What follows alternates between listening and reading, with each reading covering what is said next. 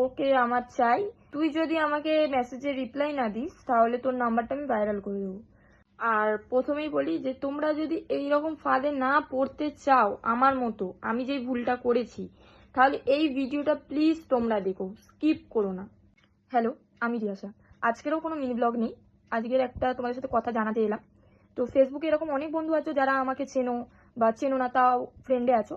কিন্তু আজকের সকালবেলা দিনটা আমার ওরমভাবে ঠিক শুরু হয়নি। শুরুটা হচ্ছে যে একটা ছেলে আমাকে হঠাৎই মেসেজ করে, তাকে আমি চিনি না জানি না কিছুই না। হঠাৎ আমাকে মেসেজ করে কদিন ধরেই আমাকে হাই হ্যালো বলতো, আমি গ্রাহ্য করতাম না, মেসেজটাকে সিন করতাম, ছেড়ে দিতাম। আমি জানতাম যে এরা তো সেই সবাইয়ের মতোই, যে হাই হ্যালো, কেন মেসেজ করছো না, কেন রিপ্লাই দিচ্ছ না, ওরকম টাইপই।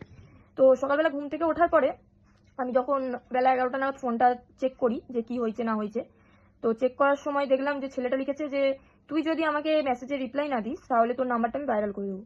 তো আমি ভাবলাম যে হয়তো মেবি ওর কাছে আমার নাম্বার থাকতে পারে, চিনি না, তাও আমি জানার জন্য যে কোন নাম্বারটা আমার রয়েছে। তো কিছুক্ষণ কথা বলতে আমাকে বলছে যে তোকে আমার ভালো লাগে, এই সেই ওই, বিয়ে পাচ্ছে। আমি বললাম হ্যাঁ আছে, তার সাথে আমি থাকি, এই সেই ওই আমি বলেছি। বলার পরে তখন বলছে না তোকে আমার চাই, আমি মাসে 1 লাখ টাকা ইনকাম করি। তো আমি বললাম দেখো সেটা তোমার ব্যাপার, আমি ওই রকম টাইপ মেয়েও নই যে 1 লাখ টাকা ইনকাম হলে আমার বরকে ছেড়ে দিয়ে আমি তোমার কাছে চলে যাব, বা আমি তোমার টাকার জন্য তোমার কাছে চলে যাবো, আমি এরকম মেয়ে নই। আমি এটাও বলেছি তোমাদের সাথে আমি ভিডিও স্ক্রিনশট শেয়ার করবো, সেগুলো সব শেয়ার করবো।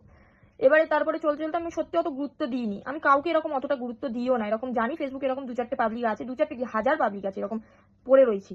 তো আমি কি করলাম যে ঠিক আছে আমি গুরুত্ব দিইনি। তারপরে হঠাৎ করে বলছে যে তোকে ভাইরাল করে দেবো। কিভাবে না, তোর নাম্বার ভাইরাল করবো আর এআই দিয়ে এডিট করে আমি তোর সবকিছু ভাইরাল করে দেবো।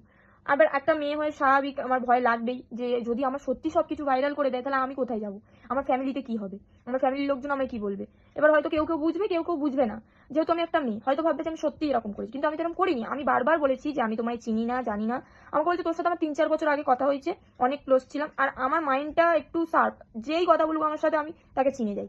তাকে আমি যদি 10 বছর পরেও দেখি তাকে আমি ঠিক চিনে যাই, যে কি রে তোর সাথে আমার দেখা হয়েছে বা কথা হয়েছে। সে হয়তো ভুলে যায় কিন্তু আমি ভুলি না। কিন্তু আমি একে চিনিই না, কিন্তু সে আমায় বলছে হ্যাঁ তুই চিনিস, হ্যাঁ তোর সাথে কথা হয়েছে, ক্লোজ ছিলাম, এই সেই ওই। আবার আমার বরকে বলছে যে আমি তোর বরকে ফ্রেন্ডে রেখেছি, আমি ওকে ফ্রেন্ড রিকোয়েস্ট পাঠিয়ে মানে ট্যাগ করে এই সেই লিখবো, ভাইরাল করে দেবো তোকে।